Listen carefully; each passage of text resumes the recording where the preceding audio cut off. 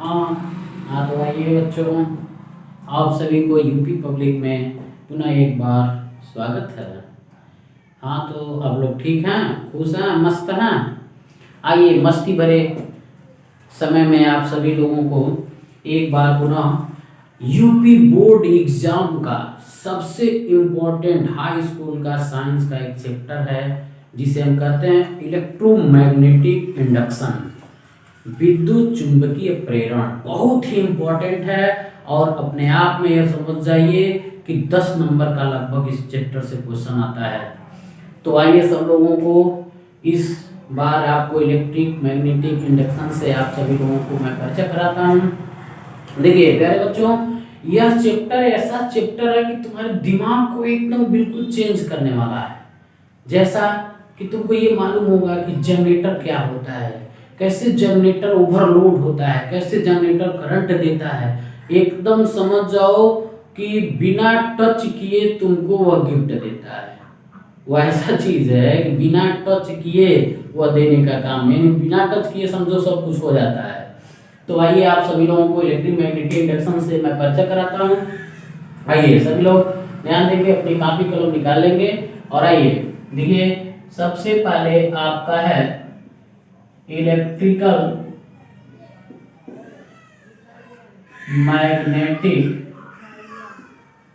Magnetic induction.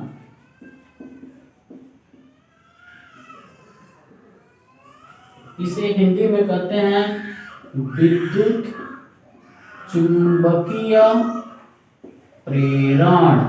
विद्युत चुंबकीय प्रेरण, प्रेरण जैसा शब्द है। इसमें सबसे पहले क्या होता है कि थोड़ा सा कुछ चीजें जान जाएंगे। सबसे पहले हमको ये मालूम है इलेक्ट्रिक इंडक्शन क्या होता है। इलेक्ट्रिक इंडक्शन, इलेक्ट्रिक इंडक्शन यानी विद्युत प्रेरण। विद्युत प्रेरण क्या होता है? प्रेरण जैसा शब्द है, यानी प्रेरण का मतलब ये है कि जो जिस परिवार में जिस संगत में रहता है उसका संगति का धारण कर लेना ही समझ जाइए प्रेरण की यहाँ घटना लिया गया है। जैसे कि अगर किसी चार्ज लेवल कंडक्टर के पास किसी कंडक्टर को लाया जाए और वह कंडक्टर भी आवेशित हो जाए, चार्ज लेवल हो जाए, तो यह फिनोमिना ही, यह घटना ही हमारा इलेक्ट्रिक इंडक्शन कहलाता है। यानी किसी अगर आवेशित तार के पास, आवेशित चालक के पास किसी अनावेशित आवेश को लाया जाए, अनावेशित चालक को लाया जाए और वह अनावेशित चालक आवेशित हो जाए, तो इस चालक के इस घटना को ही हम क्या कहते हैं? Electric induction. एक होता है मैग्नेटिक इंडक्शन। मैग्नेटिक इंडक्शन, यह मैग्नेटिक इंडक्शन होता है, यानी जब किसी चुंबकीय क्षेत्र में किसी छड़ को लाया जाए और वह छड़ भी चुंबकित होने का कार्य कर ले, तो उस छड़ की इस घटना को ही हम मैग्नेटिक इंडक्शन कहते हैं। मतलब उस यानी चुंबकीय क्षेत्र में लाने पर वह चुंबकीय का रूप धारण कर ले, उसके चुंबकत्व का गुण आ जाए, तो उसको हम क्या कहते हैं? Magnetic induction. इसे हम कहते हैं चुंबकीय प्रेरण। चुंबकीय प्रेरण ये बहुत इंपॉर्टेंट चैप्टर है। इसी में आपको बताया जाएगा कि जनरेटर क्या होता है, इलेक्ट्रिकल जनरेटर क्या होता है, डायनेमो क्या होता है, कैसे कार्य करता है। तो ऐसे अब लास्ट में आता है यही EMI, इसे हम कहते हैं, मतलब इलेक्ट्रिक मैग्नेटिक इंडक्शन। यह इलेक्ट्रिक मैग्नेटिक इंडक्शन होता है। यह इलेक्ट्रिक मैग्नेटिक क्या होता है कि यह विद्युत प्रेरण और चुंबकीय प्रेरण दोनों के मेल से ही बनाया जाता है। जैसे कहने का मतलब यह है कि अगर किसी चुंबकीय क्षेत्र में किसी चालक को लाया जाए और उसमें चालक को परिवर्तन किया जाए, या मैग्नेट को मतलब या मैग्नेटिक क्षेत्र में फील्ड को परिवर्तित किया जाए, तो उस चालक के अंदर एक बल उत्पन्न होता है, उस बल को हम विद्युत वाहक बल कहते हैं। और इस घटना को, वह बल उत्पन्न होने की घटना ही को हम क्या कहते हैं, इलेक्ट्रोमैग्नेटिक इंडक्शन होता है, विद्युत चुंबकीय प्रेरण होता है।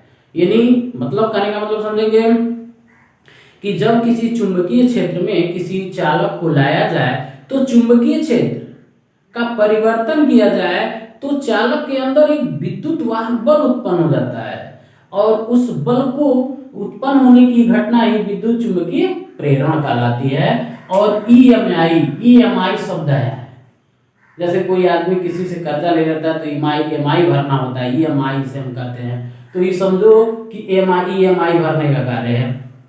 तो इस प्रकार हमारा ये तीनों कंडीशन है, यहीं से चैप्टर चालू होता है। इसमें सबसे पहले मेरे पास मैग्नेटिक फ्लक्स आता है।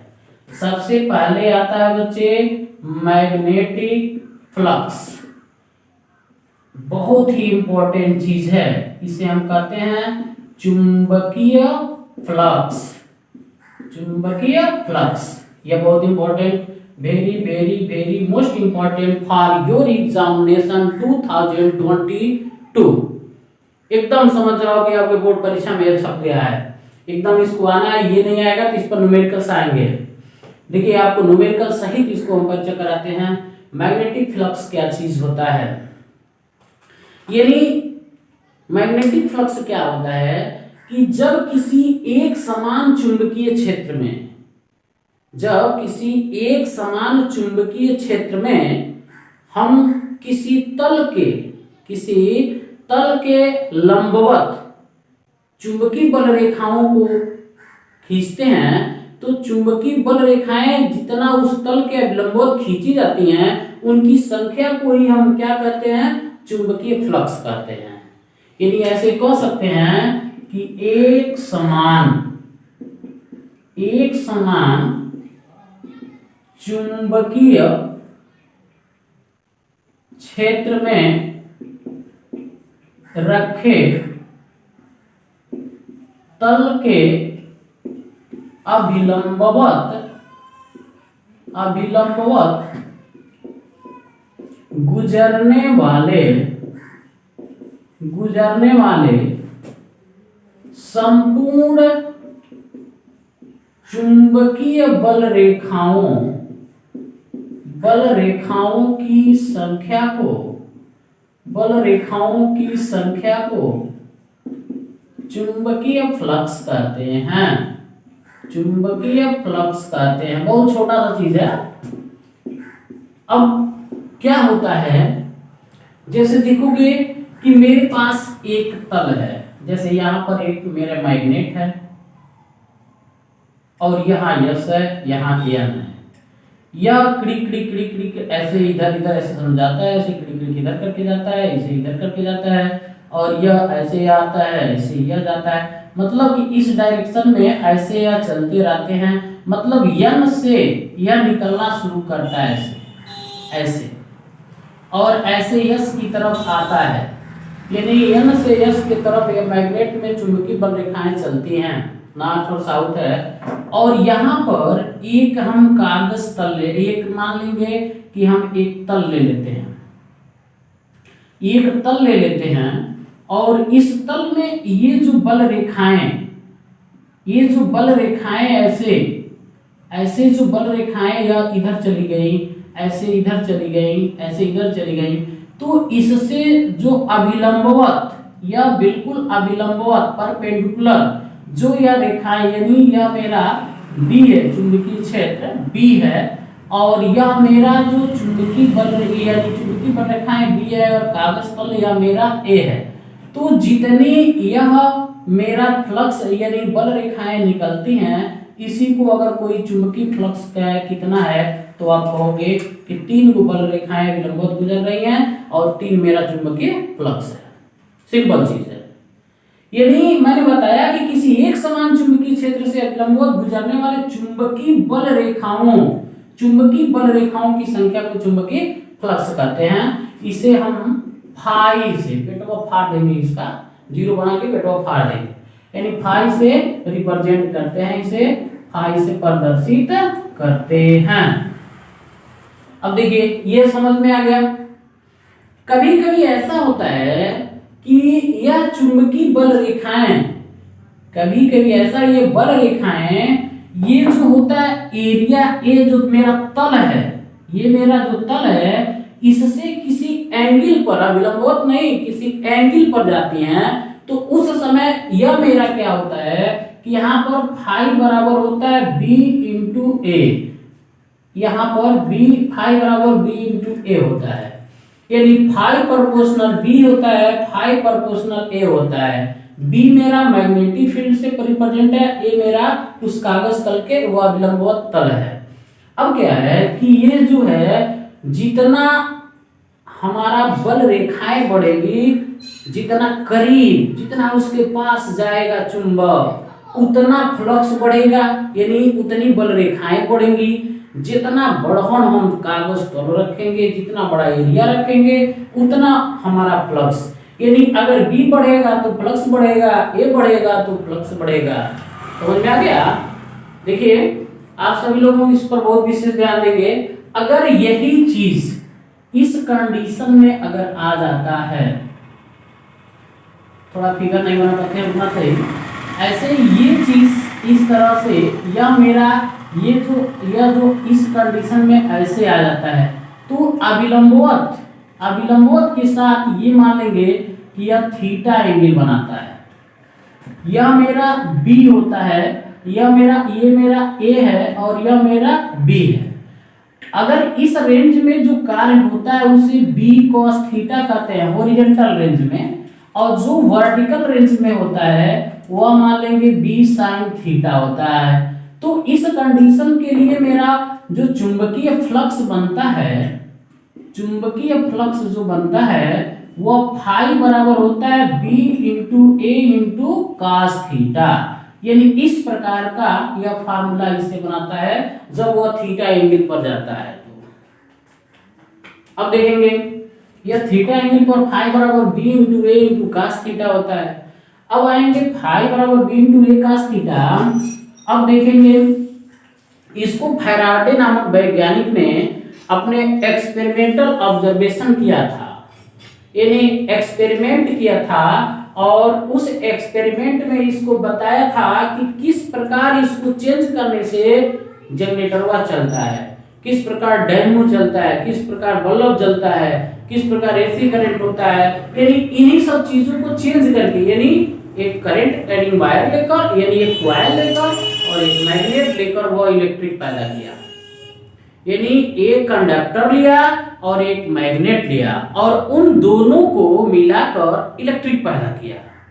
बहुत कम खर्चा में, तमाम लोग बैटरी वैटरी का इस्तेमाल करते हैं तो तमाम पैसा चार्ज कराओ, कभी उसका प्लेट बैठ जाता है, वो तमाम प्रकार के, लेकिन यह कम खर्चे में अधिक उपयोगी इससे बनने वाला चीज होता है जो हमको इलेक्ट्रिक मिलता है। तो जैसे देखेंगे कि अब यह फाई बराबर बी इंटू ए मेरा cos थीटा हो गया। अब यह थीटा के लिए है, इसका जो मात्रक होता है, इसका जो यूनिट होता है वह यूनिट ही बहुत ही इंपॉर्टेंट होता है। इसका मात्रक, बहुत सारे इसके मात्रक होते हैं। जैसे आ जाओ देखोगे फाई बराबर बी इंटू ए, ठीक। एक मात्रक होता है इसका ऐसे, एक होता है बच्चे वेबर, वेबर नहीं वेबर, क्या होता है वेबर। अब इसके बाद ये और इससे मात्रक निकलता है, यानी बी का मात्रक होता है टेस्ला, क्या होता है टेस्ला, तसला नहीं टेस्ला, और ए का मात्रक होता है एरिया है, तो यह मेरा मीटर का स्क्वायर। और इधर आएंगे एक और मात्रक होता है, अब टेस्ला के लिए हम चेंज करते हैं, तो टेस्ला यानी एक टेस्ला बराबर होता क्या चीज है, एक टेस्ला बराबर, ये टेस्ला बराबर होता है मेरा न्यूटन बटे एम्पियर मीटर। अब इस चीज को मैं लिखते हैं तो ये मेरा हो जाएगा न्यूटन और बटे एम्पियर और यह मीटर, और यहाँ पर इंटू मीटर का स्क्वायर कर देंगे, इससे इसको समाप्त कर देंगे और यह मेरा आएगा न्यूटन मीटर प्रति एम्पियर। एक मात्रक यह भी बन जाता है। बहुत इंपॉर्टेंट है, इसके 3 मात्रक होते हैं। बोर्ड परीक्षा में कभी एक नंबर का इन तीनों में अल्टरनेट करके दे देता है, ताकि बच्चे वहां पर कंफ्यूज जाते हैं, इसलिए तीनों मात्रकों को अपने दिमाग की मेमोरी में इसको सेव करना है। तो आइए आप सभी लोगों को अब इसको हम मैग्नेटिक फ्लक्स को हम भी समझे। अब मैग्नेटिक फ्लक्स के बाद अब इसी पर आधारित एक थे जिसका नाम मैंने आप लोगों को बताया था कि फैराडे साहब ने इसका बहुत बड़ा एक्सपेरिमेंटल किया था। अब ऐसे इसको अगर हम फैराडे एक्सपेरिमेंटल ऑब्जर्वेशन, यानी फैराडे साहब का एक्सपेरिमेंटल ऑब्जर्वेशन क्या था, इन्होंने 3 प्रकार से इनका ऑब्जर्वेशन एक्सपेरिमेंटल किया था। सबसे पहले इन्होंने क्या किया कि मान लेंगे कि एक मैग्नेट लिया और उससे मैग्नेटिक फील्ड तैयार किया, और यह मैग्नेटिक फील्ड तैयार किया तो इसमें एक कंडक्टिंग कॉइल एक जगह रखा। यह मेरा एक कंडक्टिंग कॉइल है, यह मेरा एक कंडक्टिंग कॉइल मतलब जिसमें धारा बहने योग्य है। और इस विद्युत धारा, ये पानी वाला धारा नहीं, विद्युत धारा, यह कंडक्टिंग कॉइल रखा और इसमें क्या किया कि इसका सबसे पहले मैग्नेटिक फील्ड यानी जो बी है, बी को चेंज कर दिया। ठीक है, बी को यानी मैग्नेटिक फील्ड को चेंज किया, इसको चेंज किया, बी को, इसको कांस्टेंट रखा, यानी इस कॉइल को जो है यानी जो एरिया है इसको क्या रखा, कांस्टेंट रखा। क्या रखा, कांस्टेंट रखा।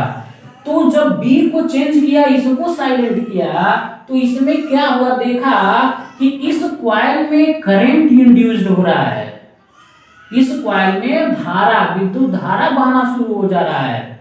तो इसमें यानी जो यहाँ पर यह जो कॉइल है इसमें मेरा करंट है, यानी इंड्यूस्ड करंट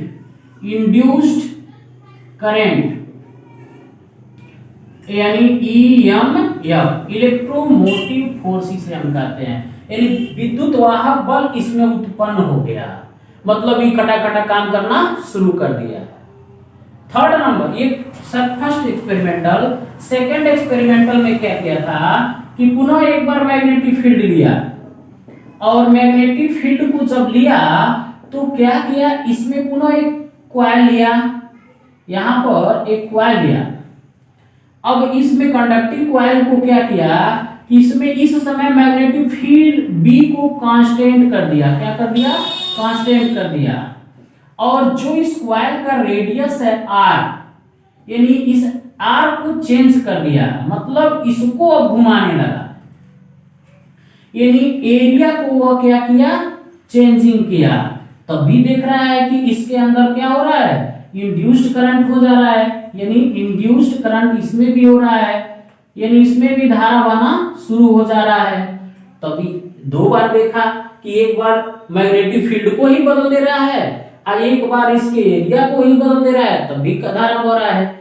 एक बार थर्ड नंबर पोजीशन यह किया कि थर्ड नंबर में इन्होंने यह देखा कि अगर एक बार ऐसे मैग्नेटिक फील्ड लिया और इस समय इन्होंने क्या किया कि ऐसी स्थिति में यह कॉइल रखा और कॉइल को रखा, कॉइल को भी साइलेंट रखा, यानी बी को भी कांस्टेंट रखा, और यह जो कॉइल है कॉइल को भी कांस्टेंट रखा, मतलब एरिया को कांस्टेंट रखा। और इसमें जो लगा हुआ रॉड था, इसमें जिसमें यह था कॉइल, इस कॉइल रॉड को यानी ब्रूस को यानी चेंज किया, मतलब कि यह मेरा समझ जाओ कि इस तरह का कंडीशन और यह है, इसको चेंज किया, यानी इस समय थीटा जो था वह मेरा चेंजिंग हुआ। और जब थीटा चेंजिंग हुआ तब इसके अंदर इंड्यूस्ड करंट हो गया, इंड्यूस्ड करंट इसमें भी हो गया।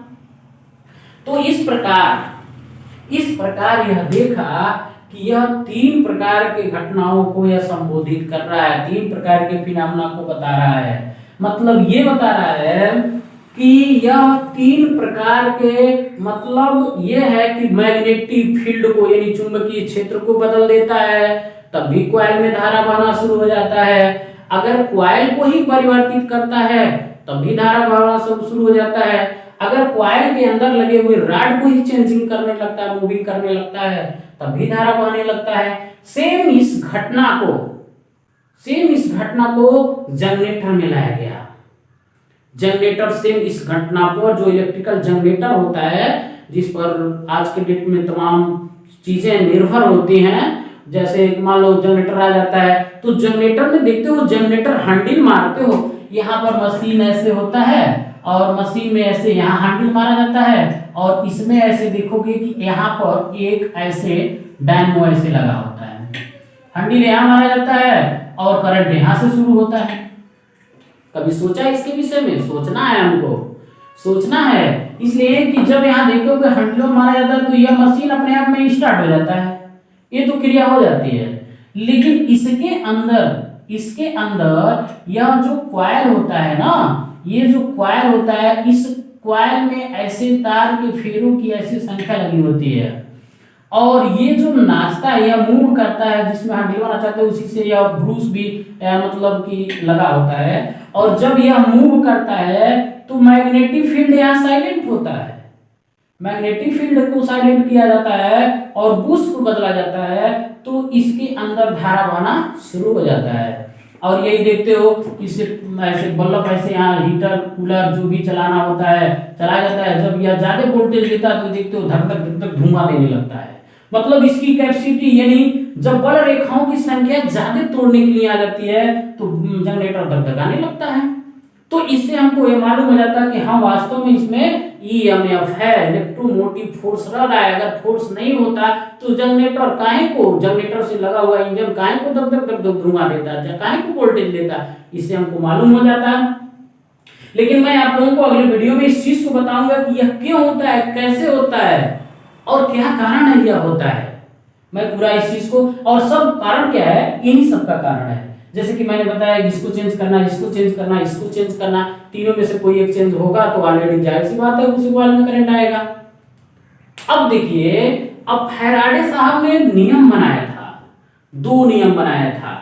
ये तो एक्सपेरिमेंट किया था, उसके बाद यह नियम बनाया था, 2 नियम, फर्स्ट नियम एंड सेकंड नियम। आइए आप सबको इसको मिटा दें। चलिए आप लोगों को देखिए इसको मिटा देता हूं, और सभी लोग इसको बहुत ध्यान से समझोगे, एकदम मजेदार यह चीज होगा। और समझ जाओ, जिसको यह समझ में आ गया, यह क्लास 10th का लास्ट चैप्टर होता है जो बहुत ही इंपॉर्टेंट होता है और इंटरमीडिएट में भी बहुत मायने रखता है यह चैप्टर। तो चलिए आप लोगों को इसको मिटा देते हैं। वो मिटाने वाला कहाँ गया, 1 मिनट, चलिए ठीक है, हाथ से मिटा देते हैं। आप लोग इसको रोक कर एक बार देख लेंगे, और देखिए इस पर न्यूमेरिकल्स भी आप लगाएंगे, और न्यूमेरिकल्स मैं बताऊंगा जो बहुत इंपॉर्टेंट होता है, न्यूमेरिकल्स इसके।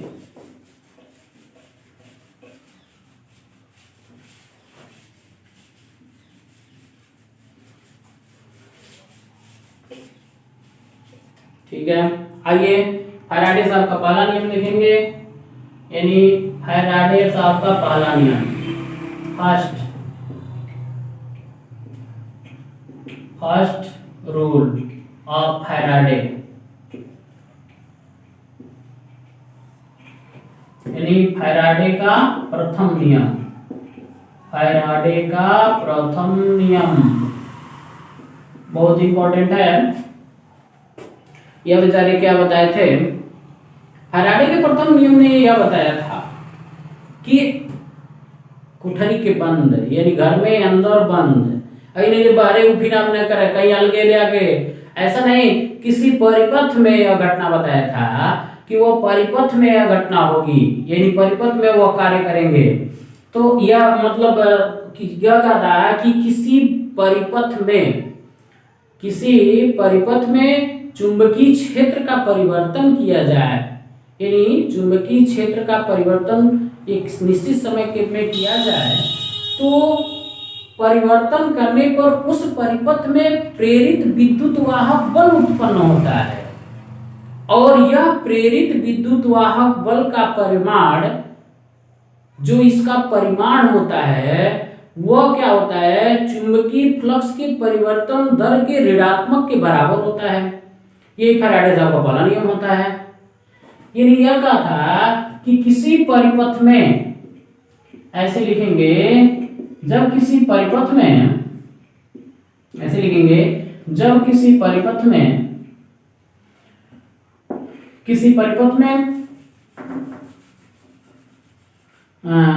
जब किसी परिपथ में चुंबकीय फ्लक्स का परिवर्तन किया जाता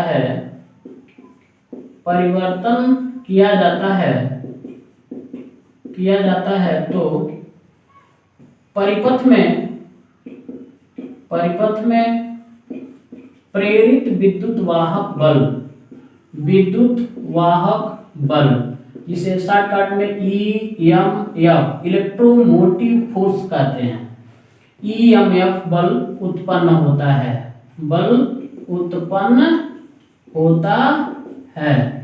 ये इस बल का परिमाण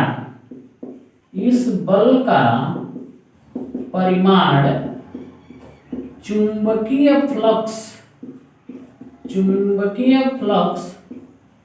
परिवर्तन के ऋणात्मक दर के बराबर होता है। यानी इसके ऋणात्मक दर के बेचारा बराबर हो जाता है। मतलब मान लो कि ऐसे मान लेंगे कि किसी परिपथ में, कि मान लेंगे कि किसी फिजिक्स में एक ऐसा मानकर ही चलना होता है, तो सबसे पहले आएंगे कि जैसे मान लेंगे कि किसी परिपथ का फ्लक्स परिवर्तन φ1 है। मान लेंगे किसी परिपथ का फ्लक्स परिवर्तन φ1 है तथा डेल्टा टी समय अंतराल में φ2 हो जाता है तो विद्युत वाहक बल E बराबर -φ2 -φ1 बाई डेल्टा टी हो जाता है। मतलब ऋणात्मक दर के बराबर हो जाता है। मतलब यानी delta phi by delta t, और यह माइनस का सिंबल हो जाता है।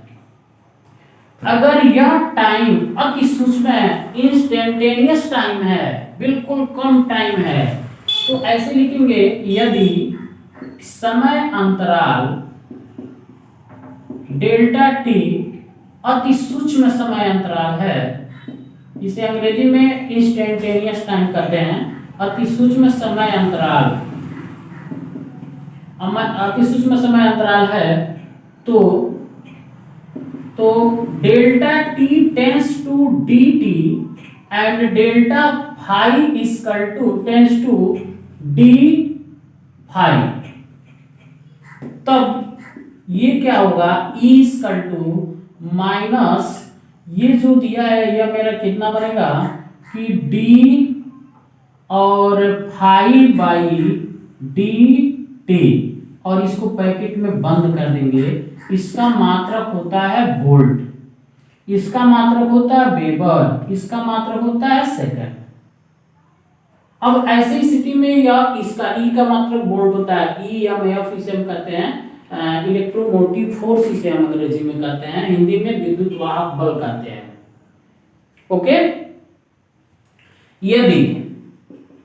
यदि तार के फेरों, यानी कुंडली में तार के n फेरे हैं, यदि कुंडली में तार के n फेरे हैं तो क्या होता है, प्रत्येक फेरों में प्रेरित विद्युत वाहक बल उत्पन्न होता है। तो प्रत्येक फेरों में भी प्रेरित विद्युत वाहक बल होता है। अतः ये जो कंडीशन है E बराबर हो जाता है -N डी फाई बाई यह मेरा dt बन जाता है, और यह इसका फार्मूला बन जाता है इस प्रकार का n फेरो के लिए। ठीक है, तो इस प्रकार मेरा फर्स्ट एक्सपेरिमेंट का देखिए आप लोगों को मैं एक इस पर शानदार लाजवाब एग्जाम्पल बताता हूं। जैसे एग्जाम्पल इस प्रकार है, एग्जाम्पल इस पर यदि 100 फेरों वाली तार की कुंडली में चुंबकीय फ्लक्स 2 सेकंड में